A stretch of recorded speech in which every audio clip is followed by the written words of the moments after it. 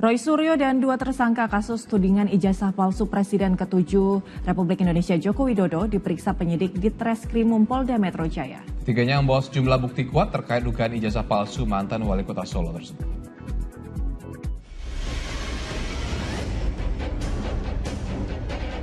Didampingi kuasa hukumnya, pakar telematika Roy Suryo, serta ahli digital forensik Rismon Sianipar, Kamis siang tiba di Ditreskrimum Polda Metro Jaya.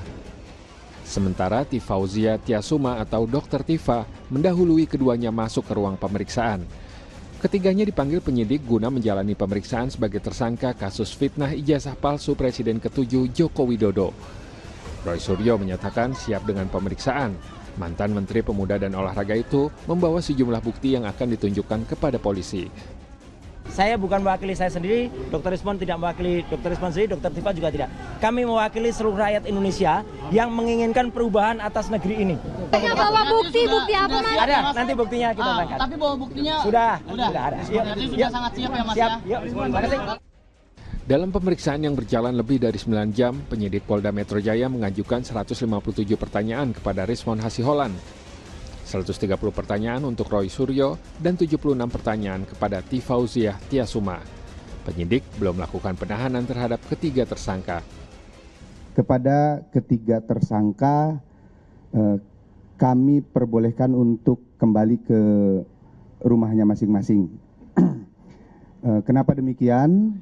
Karena ketiga tersangka mengajukan ahli dan saksi yang meringankan. Ketiga tersangka diperbolehkan pulang setelah penyidik menerima pengajuan ahli dan saksi yang meringankan. Alhamdulillah, paling tidak hari ini mereka tidak ditahan. Padahal kita tahu pasal-pasal yang dikenakan ke mereka ancaman hukumannya sampai 12 tahun. Yaitu pasal 35 Undang-Undang ITE. Alhamdulillah, saya mengatakan dengan tidak ditahan, Mas Roy akan lebih produktif, akan bisa berpikir, akan bisa menulis dan lain sebagainya. Dalam kasus tudingan ijazah palsu terhadap Jokowi, Polda Metro Jaya telah menetapkan 8 tersangka pencemaran nama baik, fitnah, dan manipulasi data elektronik. Para tersangka dibagi dalam 2 klaster berdasarkan peran, jenis pelanggaran, dan modus penyebaran informasi yang dilakukan dalam kasus tersebut. Tim Liputan melaporkan.